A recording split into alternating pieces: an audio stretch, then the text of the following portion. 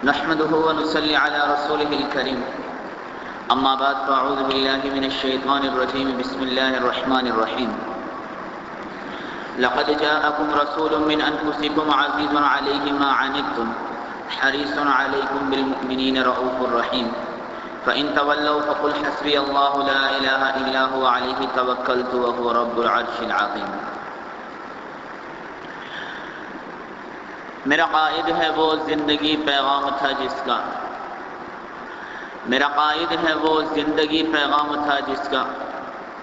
صداقت ذات تھی جس کی امانت نام تھا جس کا، وہ رفتہ رفتہ جس نے قوم کو زندگی عطا کر دی، کلی آغاز تھی جس کی چمن انجام تھا جس کا۔ میرے محترم عزیز و دوست اور بزرگوں، سرکار دو عالم صلی اللہ علیہ وآلہ وسلم کی ذات بابرکت کے بارے میں کتابوں میں یہ بات آتی ہے کہ کان رسول اللہ صلی اللہ علیہ وسلم حریص علی ہدایت الناس اجمعین، کہ آپ صلی اللہ علیہ وآلہ وسلم حریص تھے یعنی لالچی تھے اس معاملے میں کہ ساری کی ساری دنیا کے انسان ہدایت پر آ جائیں۔ اور دوسری جگہ ارشاد فرمایا کان رسول اللہ صلی اللہ علیہ وسلم دائم الفکر و متواصل الاحزان ولیس فیہ راحت، آپ صلی اللہ علیہ وآلہ وسلم کو فکر اور غم ہمیشہ لگا رہتا تھا، و متواصل الاحزان، اور غم آپ صلی اللہ علیہ وسلم کے ساتھ ملا ہوا تھا، ولیس فیہ راحت،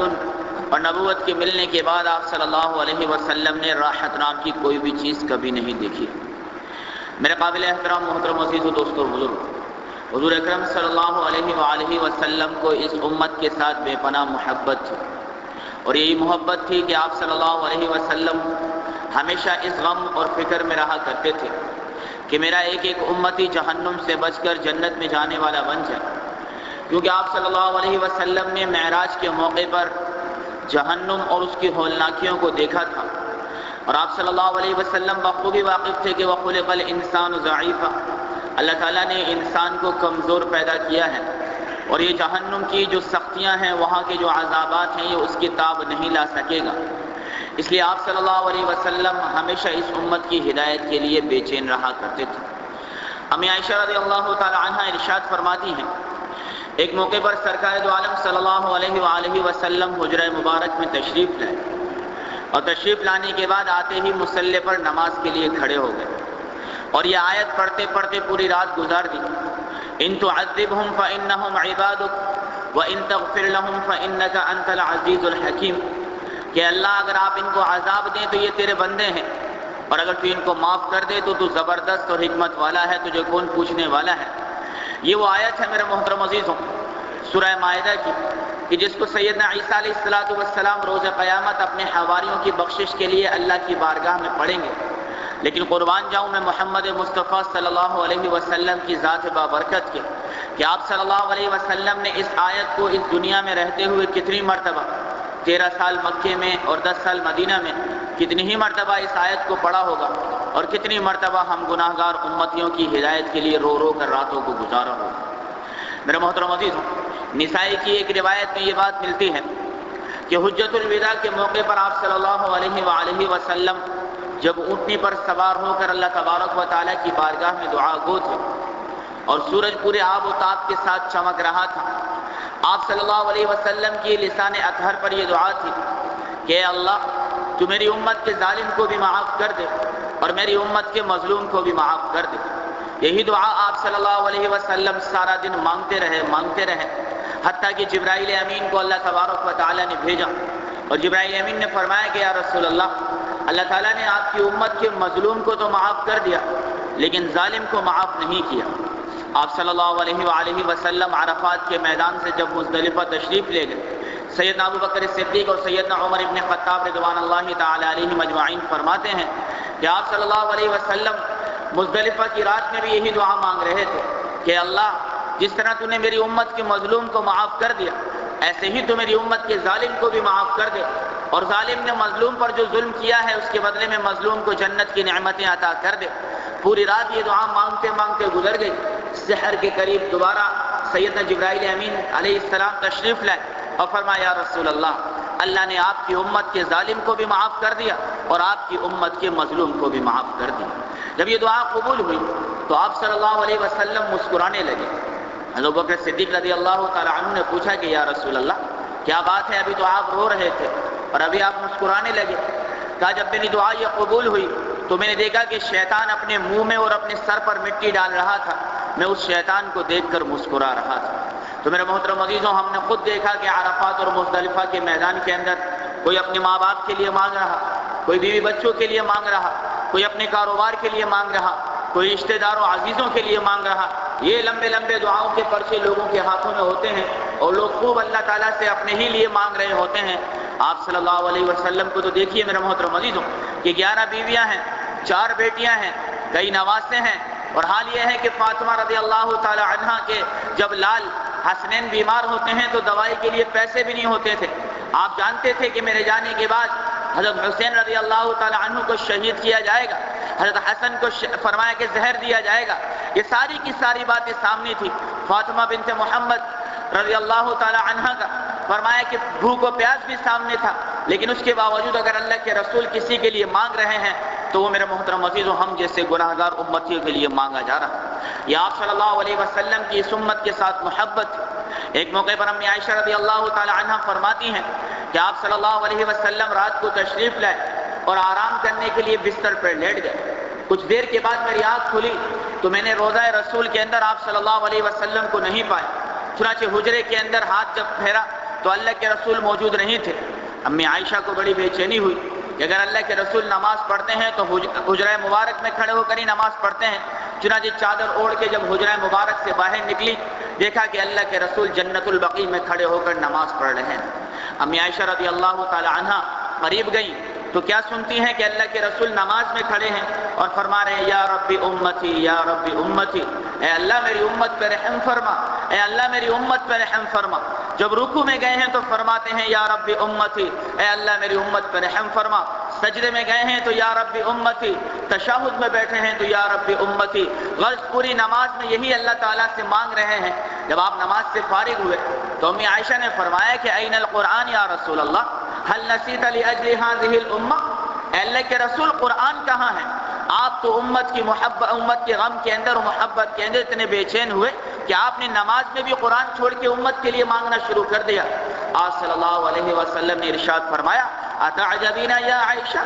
اے عائشہ میری امت کے اس تعلق پر تجھے تعجب ہے؟ اقول ما دمت فی حیاتی یا رب امتی، عائشہ جب تک میری جان میں جان ہے میں اپنی امت کے لیے اسی طرح مانگتا رہوں گا، حتیٰ کہ جب میدان حشر ہوگا ہر نبی اپنے لیے مانگ رہا ہوگا اس وقت بھی میری زبان پر اپنی ہی امت کی نجات کے لیے اللہ کی بارگاہ سے دعا مانگنا ہوگا۔ میرے محترم عزیز و دوستو اور بزرگوں، جتنی محبت آپ صلی اللہ علیہ وسلم نے اپنی امت کے ساتھ فرمائی ہے، آج تک کوئی نبی اس دنیا میں ایسا نہیں گزرا کہ جس نبی نے اس امت کے لیے اتنی دعائیں فرمائی ہو۔ سیدنا نوح علیہ السلام پر جب پتھر برسائے گئے تو اللہ تعالیٰ سے دعا مانگی کہ رب لا تذر علی الارض من الکافرین دیارا، اے اللہ اس زمین پر کسی بھی کافر کو زندہ نہ چھوڑنا۔ یہاں میرے محبوب کو پتھر پڑتا، طائف کے سفر کے اوپر گرتے، پھر اٹھایا جاتا، پھر پتھر پڑتا، پھر گرتے، پھر اٹھایا جاتا، پھر پتھر پڑتا، پھر گرتے۔ زمین فرمایا کہ خون جب چہرے سے بہہ کر تھوڑی پر آتا، گرنے لگتا، فوراً آستین سے صاف کر لیتے، کیونکہ جانتے تھے اگر نبی کا خون جس زمین پر گر گیا اس زمین کو عذاب سے کسی کی دعا بھی نہیں بچا سکتی تھی۔ اور آپ صلی اللہ علیہ وسلم پتھر کھا رہے ہیں اور زبان پر یہ دعا ہے اللہم اہد قومی فانہم لا یعلمون، اے اللہ اس قوم کو ہدایت دے، یہ مجھے جاننے والے نہیں ہیں۔ ایسی محبت میرے محترم عزیز و اللہ کے رسول نے اس امت سے فرمائی ہے کہ حضرت نوح علیہ السلام کا نام پہلے نوح نہیں تھا، نوحہ سے ہے رونے والا، پہلا ان کا نام ایک روایت میں عبد الرحمن آتا ہے، ایک روایت میں عبداللہ بھی آتا ہے۔ فرمایا اتنا روئے اپنی امت کے لیے کہ آپ علیہ السلام کا نام نوح پڑ گیا، یعنی کہ رونے والے پڑ گیا، لیکن اللہ کے رسول صلی اللہ علیہ وسلم تو حضرت نوح علیہ السلام سے بھی زیادہ اپنی امت کے لیے رونے والے تھے۔ میرے محترم عزیز و دوستو اور بزرگوں، یہ تو اجتماعی محبت تھی۔ اگر فردن آپ صلی اللہ علیہ وسلم کی محنت کو دیکھا جائے، وہ ابو سفیان جس نے اللہ کے رسول کے قتل کے لیے ایڑی چوٹی کا زور لگا دیا کہ کسی طرح بھی اللہ کے رسول کا نعوذ باللہ جو ہے وہ قتل کر دیا جائے۔ آپ صلی اللہ علیہ وسلم فتح مکہ کے موقع پر اس ابو سفیان کی ہدایت کے لیے بھی دعائیں مانگ رہے کہ اللہ تو اسے بھی ہدایت نصیب فرما دے۔ وہ وحشی میرا محترم عزیز و دوستوں اور بزرگوں کہ جس وحشی رضی اللہ تعالی عنہ نے آپ صلی اللہ علیہ وسلم کے سگے چچا سید الشہداء حضرت حمزہ رضی اللہ تعالی عنہ کو شہید کیا، شہید کرنے کے بعد ان کے کان کاٹے، ان کے ناک کاٹا، ان کا کلیجہ نکال کر ہندا سے چبوا دیا، ایسی بے رحمی سے شہید کر ڈالا۔ جب حضرت وحشی رضی اللہ تعالی عنہ کے بارے میں پتہ لگا ایمان لانے کا ارادہ رکھتے ہیں، اللہ کے رسول نے ایک بار نہیں، دو بار نہیں، تین بار نہیں، 4 مرتبہ مدینے سے مکہ قاصد بھیجا، ہر بار قرآن کی ایک رحمت کی، ایک مغفرت کی آیت دے کر بھیجا کہ شاید ایمان لے آئے، شاید ایمان لے آئے۔ آخر چوتھی مرتبہ جب قاصد گیا تو حضرت وحشی رضی اللہ تعالی عنہ ایمان لا کر اللہ کے رسول کے غلاموں میں آ گئے۔ فرمایا کہ جب ایمان لائے تو آپ صلی اللہ علیہ وسلم نے ان کو معاف کر دیا، لیکن فرمایا کہ وحشی بات یہ ہے کہ مجھے میرے چچا سے بڑی محبت تھی، تو ذرا میری نظر کے سامنے منا رہا کر، تجھے دیکھ کر مجھے اپنے چچا کی بڑی یاد آتی ہے۔ میرے محترم عزیز و دوستوں اور بزرگوں، آپ صلی اللہ علیہ وسلم کو اس امت سے ایسی محبت تھی، ایسا رونا تھا کہ اللہ نے دلاسے کے لیے، سمجھانے کے لیے آیتیں اتاری، فَلَعَلَّكَ بَاقِعٌ نَفْسَكَ عَلَىٰ آثَارِهِمْ إِن لَّمْ يُؤْمِنُوا بِهَٰذَا الْحَدِيثِ أَسَفًا۔ ارے میرے محبوب، کیا رو رو کر ہلاک کر دے گا اپنے آپ کو اس بات پر کہ یہ لوگ ایمان نہیں لاتے؟ کہیں فرمایا فَذَكِّرْ إِنَّمَا أَنْتَ مُذَكِّرٌ، آپ سمجھائیے، آپ کا کام سمجھانا ہے، لَسْتَ عَلَيْهِمْ بِمُسَيْطِرٍ، آپ داروغہ اور پولیس والے نہیں ہیں۔ کہیں اللہ تعالیٰ سمجھا رہا فَذَكِّرْ إِن نَفَعَتِ الذِّكْرَىٰ، اور میرے محبوب سمجھا، یہ سمجھانا تجھے بھی فائدہ پہنچائے گا۔ کہیں فرمایا إِنَّكَ لَا تَهْدِي مَنْ أَحْبَبْتَ، اللہ کے رسول کے چچا بالکل مرنے کے قریب ہیں، اللہ کے رسول صلی اللہ علیہ وسلم قریب گئے، فرمایا چچا جان میرے کان میں کلمہ پڑھ دیجئے، میں قیامت کے دن اللہ کی بارگاہ میں آپ کے لیے گواہی دوں گا، اللہ کے لیے بغیر کلمے کے اس دنیا سے نہ جائیے ورنہ ہلاکت کے سوا کچھ ملنے والا نہیں۔ آخر کلمہ نہ پڑھا، اللہ تبارک و تعالی نے آیات نازل فرمائی إِنَّكَ لَا تَهْدِي مَنْ أَحْبَبْتَ وَلَكِنَّ اللَّهَ يَهْدِي مَن يَشَاءُ، اور میرا محبوب جسے تو چاہے گا اسے ہدایت نہیں ملے گی، ہدایت تو اللہ کے ہاتھ میں ہے، تیرا کام تو بس بات کا پہنچانا ہے، کلمے کا پہنچانا ہے، حق کا پہنچانا ہے۔ میرے محترم عزیز و دوستوں اور بزرگوں، یہ اللہ کے رسول کی محبت تھی۔ آج ہم اپنی محبت کو دیکھیں کہ ہم نے وفاؤں کا بدلہ کس طرح جفاؤں سے دیا ہے۔ جس نبی نے میرے محترم عزیزوں دھکے کھا کھا کر یہ دین ہم تک پہنچایا ہے۔ ایک صحابی رضی اللہ تعالی عنہ فرماتے ہیں ایک مرتبہ میں ایک بازار سے صبح گزرا، دیکھا تو ایک شخص آواز لگا رہا یا ایھا الناس قولوا لا الہ الا اللہ تفلحون، دیوانہ وارہ آوازیں لگا رہا، کوئی اس کی بات نہیں سن رہا،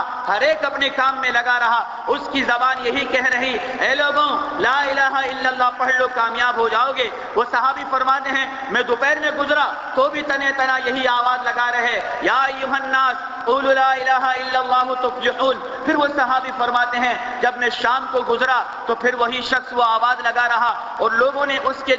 گرد جو ہے وہ جھمگٹا لگایا۔ جب میں نے اندر جھانک کر دیکھا فمنہم من سبہ، تو کوئی نعوذ باللہ اسے گالیاں دے رہا، فمنہم من حث علیہ التراب، اور کوئی اس کے چہرے مبارک پر مٹی ڈال رہا، اور کوئی ان کے اوپر فرمایا دست درازی کر رہا۔ یہ آواز لگانے والے میرے محترم عزیزوں سید الاولین والآخرین رحمت للعالمین امام الانبیاء حضرت محمد مصطفیٰ صلی اللہ علیہ وسلم تھے۔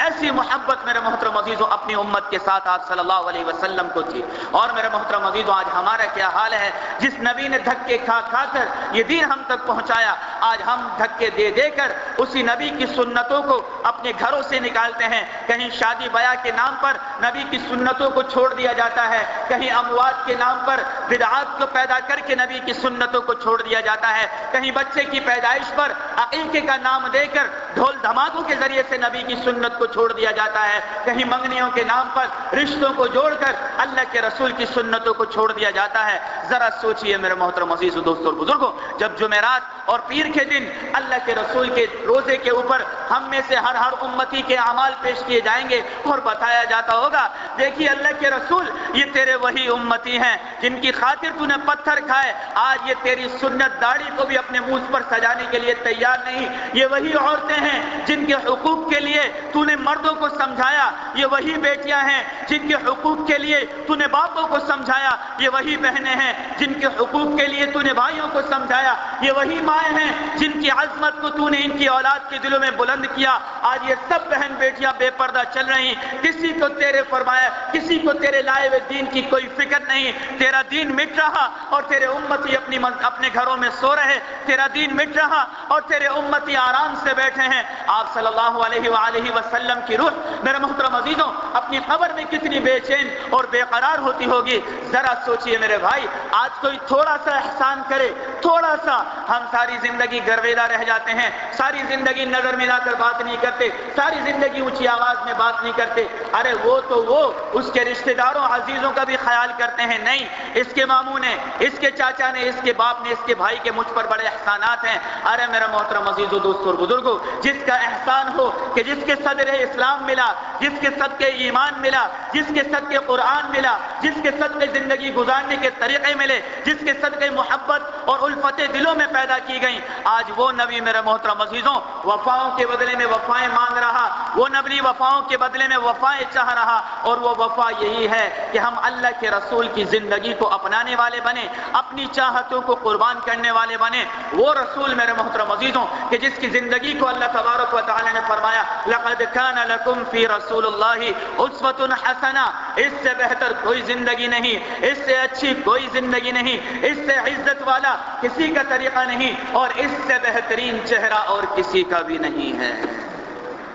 میرے محترم عزیز و دوستوں اور بزرگوں، ہم اپنا خود ہی محاسبہ کرنے والے بن جائیں کہ ہم اللہ کے رسول کی محبتوں کو کس طرح جفاؤں کے اندر تبدیل کرنے والے ہیں، ہم اللہ کے رسول کے کیے گئے احسانات کو کس طرح فرمایا کہ آج مٹی میں ملانے والے ہیں۔ یہ میرے محترم عزیز و دوستوں اور بزرگوں ہم میں سے ہر ایک امتی کی ذمہ داری ہے، ورنہ یاد رکھیے گا کہ قیامت کا دن ہوگا، حوض کوثر پر اللہ کے رسول پانی پلا رہے ہوں گے اور بعض امتی آئیں گے، کہاں ہے محمد، ہمیں دیکھنا ہے، ہمارے نبی کو فرشتے دھکے دے کر پیچھے کریں گے۔ آپ صلی اللہ علیہ وسلم کہیں گے اجی کیا بات ہے، انہیں آنے تو یہ میرے امتی ہیں۔ فرشتے کہیں گے نا یا رسول اللہ، یہ آپ کے وہ امتی ہیں کہ جب آپ کی سنت سر عام روڈ پر ذبح ہو رہی تھی یہ اپنے گھروں میں آرام سے بیٹھ کر مزے لے رہے تھے۔ میرے محترم عزیزوں یہ زندگی آسان نہیں ہے، اس لیے ہمیں چاہیے کہ ہم محمدی ہیں تو محمدی بن کر رہیں، ہم غلام مصطفیٰ ہیں تو غلام مصطفیٰ بن کر رہیں، اور غلام کی شان یہی ہوتی ہے کہ آقا کے آگے اپنی نظر کو جھکا کر آقا جس راستے پر چلائے اسی راستے پر چلنے والا بن جائے۔ اور جب آقا میرے محترم عزیزوں اللہ کے رسول جیسے ہوں جنہوں نے ہمیشہ اپنی چاہتوں کو قربان کر کے اپنی امت کے لیے دعائیں خیر کی مانگی ہیں، اللہ اکبر کبیرہ، ایسی محبت کرنے والا نبی فرمایا قیامت کے دن اللہ کے رسول کو جنت میں لانے کے لیے سواری لائی جائے گی، فرمائیں گے اللہ تعالیٰ سوار ہو جاؤ، علماء فرماتے ہیں اللہ کے رسول سوار نہیں ہوں گے لیکن اللہ کا حکم ہے سوار ہو جاؤ، سواری پر ہاتھ رکھ دیں گے، فرمائیں گے یا باری تعالیٰ، اور جب تک میرا ایک ایک امتی جنت میں نہ چلا جائے اور جب تک ان کے حساب نہ ہو جائے میرے سوا ان کا کون پوچھنے والا ہے، اگر کوئی گناہ گار نکلا، کسی کی شفاعت کی ضرورت پڑ گئی اور میں جنت میں پہنچ گیا تو کیسے ان کی شفاعت کی جائے گی؟ تیرا حکم سر آنکھوں پر میرے مولا، میں نے ہاتھ رکھ دیا تیری لائی ہوئی سواری پر، لیکن جب تک میرے امتیوں کا حساب نہ ہو جائے اس وقت تک میں جنت میں نہیں جاؤں گا۔ کاش کہ ہمیں اس دہلی کے فقیر جیسی محبت ہو جائے میرے محترم عزیزوں۔ دہلی کی جامع مسجد میں ایک فقیر بھیک مانگا کرتا تھا، آخری قصہ سناتا ہوں۔